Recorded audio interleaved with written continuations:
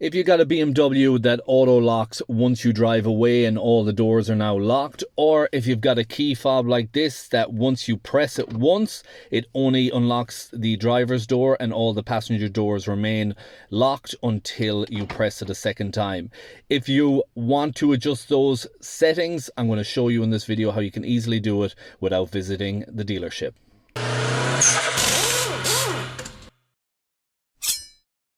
To change those settings on the door locks to whatever preference that you want, you go to the main menu, which you can see here. We're going to be scrolling down to settings, and you're going to be using the scroll wheel in the center. So we're going to be turning it down and pressing down to enter. So we scroll down, click settings, then from settings we go down to door locks.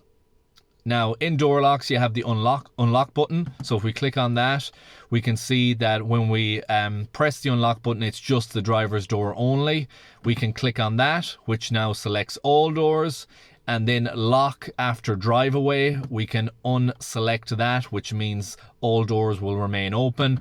And it is as simple as that. We now have altered the settings to our own preference, and this is now sorted. And just to show you that it works, we're going to press the lock button first, so all the doors are locked, then unlock.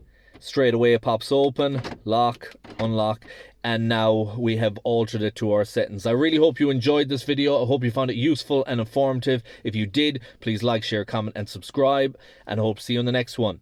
Thanks for watching.